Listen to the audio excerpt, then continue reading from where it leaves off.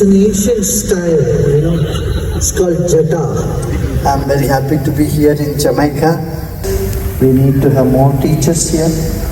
I would welcome more teachers to come up and take part, and we can all together make Jamaica a more happier place. What do you think? We can bring the happiness index of Jamaica. Today when the press people asked me, this is what I said. It is very doable. 3 million people is very doable. And if all of us work together, we can make this country come up with the happiness index and make sure that everybody has an undying smile in their face. It can only happen when you know the philosophy of life, when you have the technique to get rid of stress and loneliness. And that is what Art of Living here to provide to. Self-doubt, isn't it? Then you will start doubting everything you do. Third point, very important, to check you slip into the self-doubt, not to be football of others, and to get more empowered and become more centered. Point. Empathy is so much spoken about today everywhere. 44 years back when we started Art of Living, empathy was only of humanities, nothing to do with science, technology or business. No business spoke about empathy. Are you all with me? Big business people we are. I'm sitting here. We never spoke about empathy. But today, it's part of the language it's part of the narration, linguistic of, that's become a part of business, empathy.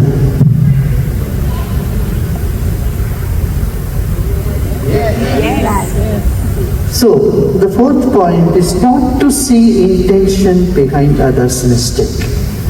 This puts you in other person's shoe and enables you to understand other people properly. All the problems and conflicts in the world is because communication has broken down and lack of understanding. If understanding improves, life improves, business improves, life situations improve, everything improves. So 3 things very important these days you see in the YouTube. 1 thing you should never forget, 3 things you should always remember, all thumb nights. My God, you have many such 3 things and you go, oh my God, how many things I should remember.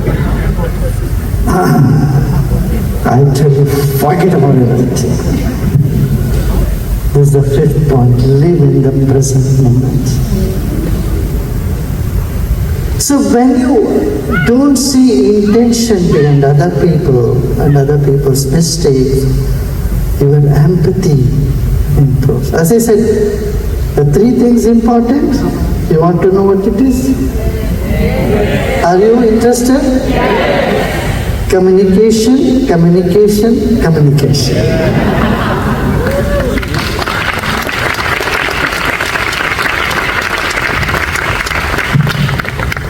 First, you need to communicate with yourself and communicate with people around you and communicate with the nature. Be sensitive to the nature.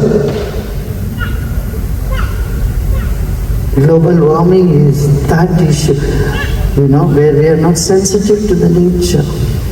See, when I was driving from the airport, I saw one side of the road there is lake-like water and the other side was ocean. Then in between ocean and the water body there was the road and big boulders. I asked the person, is this a sweet water lake? He said, no, it's ocean water only. And I asked him, what happens to the rainfall that falls? Jamaica has a lot of rain. What happens to the rainwater? Does it just goes in the ocean? And there is water scarcity in the city. Yeah? With so much rain and water all around, still we are grappling with water issue. Why we are not communicating, we are not understanding our planet, our earth, our mother earth. Yeah?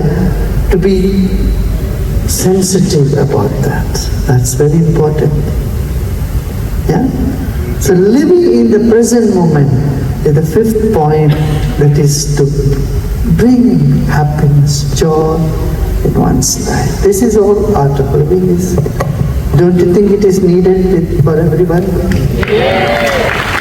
See, one person can create problem for 100 people around him by not knowing, acknowledging and living these 5 values.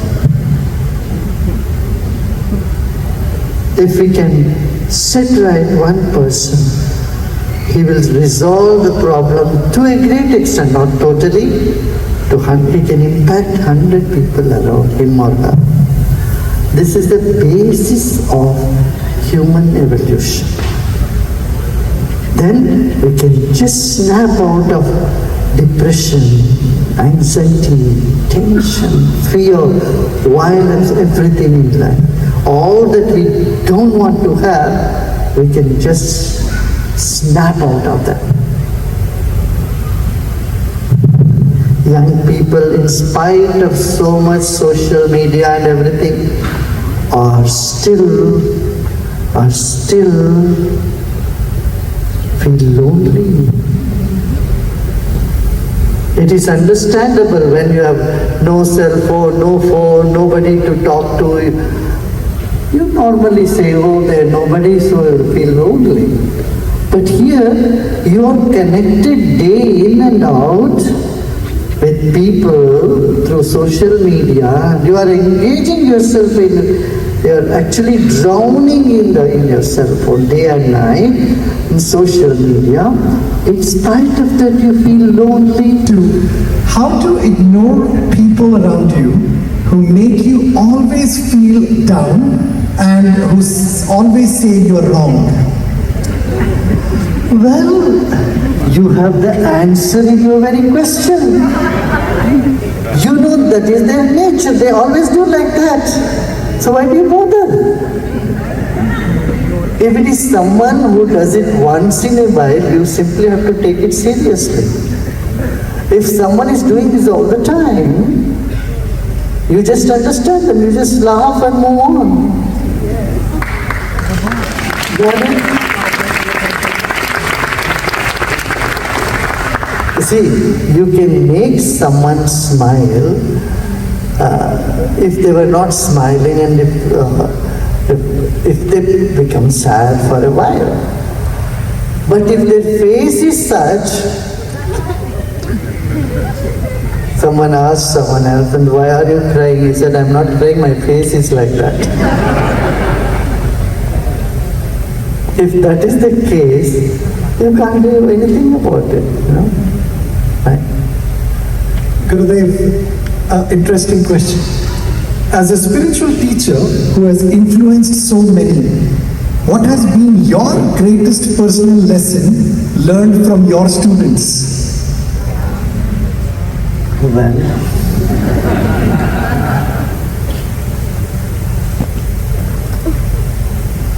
I only teach people to unlearn what they have learned. If I start learning, I cannot be a mirror. Got it? A mirror doesn't take any impression. It's just there reflecting. If you ask the side mirror of your car, what is the best impression you have got? The car would say, look into me, and this is the best. The mirror would say, look into me, it's the best. So, got it? There is a lot inside this little example. Gurudev, in today's fast-paced world where people are constantly seeking success in money and fame, how can we cultivate true inner peace and contentment and balance our growth with our worldly responsibilities? Number one, we should not generalize any problem. We have this tendency to generalize and eternalize the problem. We say always there is problem. There can't be always, number one.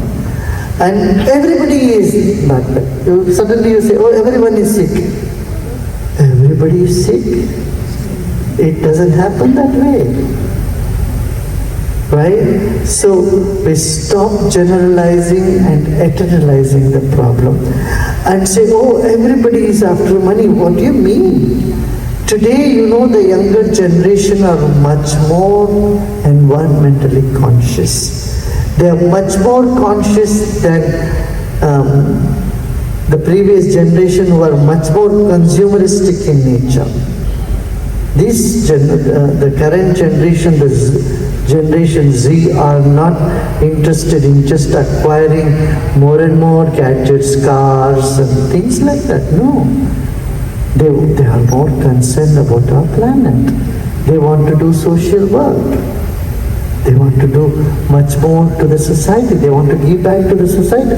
I have hundreds and thousands of young people in their teens, in their early 20s and 30s come and say, no, we want to do something for the world.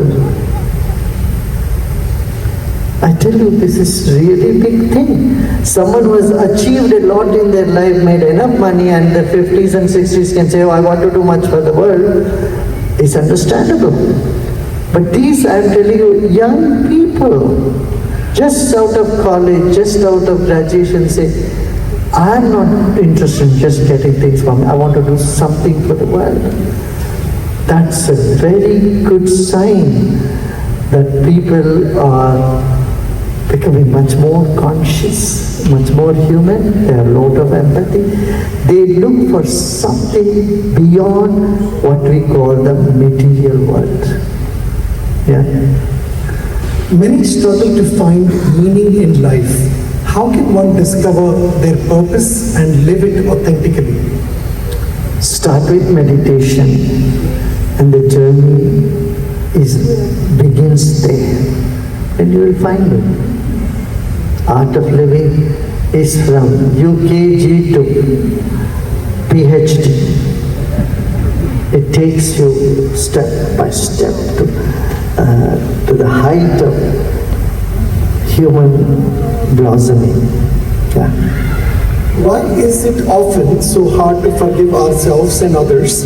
And what steps can we take to truly release our past hurts? How does forgiveness help us on our spiritual journey and contribute to our personal healing? Well, do the opposite. Don't forgive. If that is what is easy for you, not to forgiving, just don't forgive. Do whatever is easiest. Why to struggle when you can't do something? Got it? You will find it is harder. Though it appears to be difficult to forgive, it is harder not to forgive. The person whom you don't forgive occupies your upper chamber and doesn't even pay you the rent.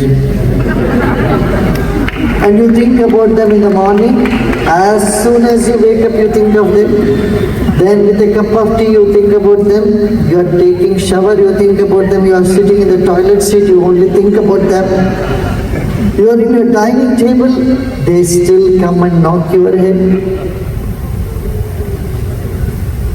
This is what a person whom you don't forgive does to you. Do you want to be tortured by him day and night? Or you want to get rid of him? The way to get rid of is forgive. Helps you to free your own mind. You forgive not for that person's sake. That person will face whatever he has done. He has to reap the fruit of his action. But from your side, you become free, number one. This is one to look at it. The second one is, suppose you have done a mistake and someone is holding you against that mistake all your life. Would you like it? When a mistake happens through you, you say, well, it just happened. To err is human. Forget it. Let's move forward. Don't you say this? How many of you said this here? Raise your hand. You have said this. Suppose someone says, no, I'm not going to leave you. I'm going to hold you against that. What can you do to that person? What can you tell the person?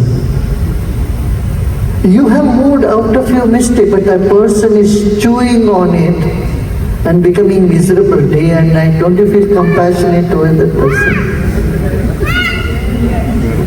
Yes. Those in the back? You expect others to forgive and let go and go. Maybe a grave mistake you have done.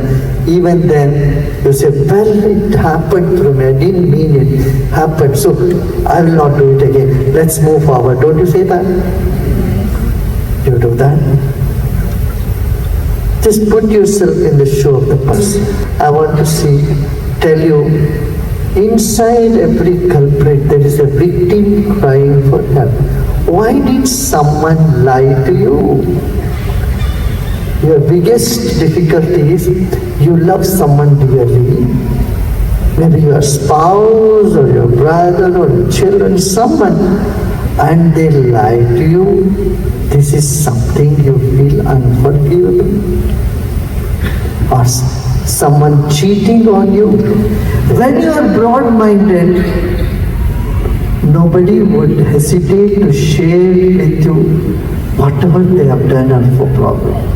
Suppose your loved one does not, the person whom you love so much, they know your love is unconditional. And they just come and, like mother, kids come and tell the mother everything because they know that mother's love is unconditional. They're never going to lose mother's love. It's the inner peace that can bring outer peace. It's a positive vibration that we generate can help us to stand up to the truth, to the reality that we envisage. Yeah? We can't repair the past, whatever happened in the past. If you keep your head stuck in the past, you cannot move an inch forward. I would like to tell you, look, and today the world is open and it is embracing you. You embrace the world and the opportunity it is giving. Not sit and brood over the past. We will be nowhere. See, India was also under colonial rule for 200 years and a foreign rule for 1,000 years. 800 years total, 1,000 years. But today it has bounced back. It's become one of the largest economy today. It's the third largest economy of the world. China was under suppression.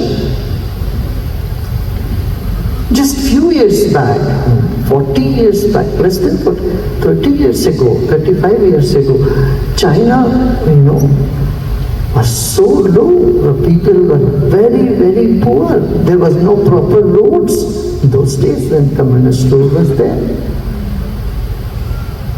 And in just 3 decades, if China can transform their whole society, in just 1 decade, 1.5 decade, India can make a huge leap. I would like to give a few points about what is meditation. There is a lot of misnomer about meditation. Meditation, people think is a religious practice where you think about some God, or you pray to God, or you do something. But I want to tell you emphatically, meditation is not that. Meditation is not a religion. It is a practice. You can call it a spiritual practice if you want to, that uplifts your spirit, uplifts your energy, that makes your energy more positive. Meditation is conscious rest. It's not an effort by which you do something, control your mind. No, meditation is the technique in which you find deep relaxation, deep rest. You know, the difference between sleep and meditation is in sleep, you are completely, you are knocked off. You just hit the pillow and that's it, you're gone. In meditation, you know, in a very light manner, or in sort of, you know, you have the feeling you are not sleeping, you are awake. At the same time, you are not awake, you are in deep rest. A conscious rest, I could say, conscious rest, which is different from sleep, is what meditation is. Number 2. Number 3, when can you meditate? Any time before meal or 2-3 hours after meal. You can't meditate immediately after meal, because in meditation your metabolism goes down. After meal your metabolism goes up. After heavy exercise, you can't just sit and meditate immediately. After exercise, it takes a little time for your body to calm down. Then meditation can happen. Okay? After any heavy work or food, when your metabolism is high, meditation will not suit. You need to leave a little time. Okay? For some people, when you are just up after deep sleep, meditation may not be too deep, because you are already becoming very active and there is restlessness in the body, and as soon as you wake up, if you try to sit and meditate, it doesn't happen to you. So for others, when the body is a little bit tired, not fully tired, a little bit tired, and you are not hungry, at the same time you are not too full, in that condition your meditation can happen very deeply. Meditation is a happening, it's not something you do, but you create some condition for it to happen. And that's what we are going to do now, okay? So, let's sit comfortably, easily, and slowly, gradually become aware of your body.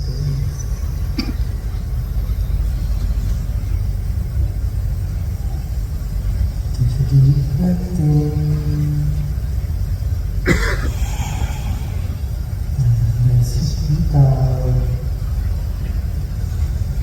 Gently open your eyes.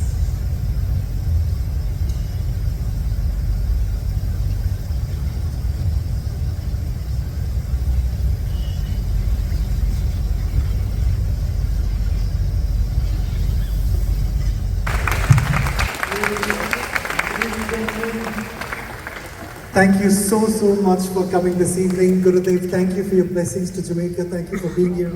Let's give a big round of applause, Gurudev Ravi Shankar.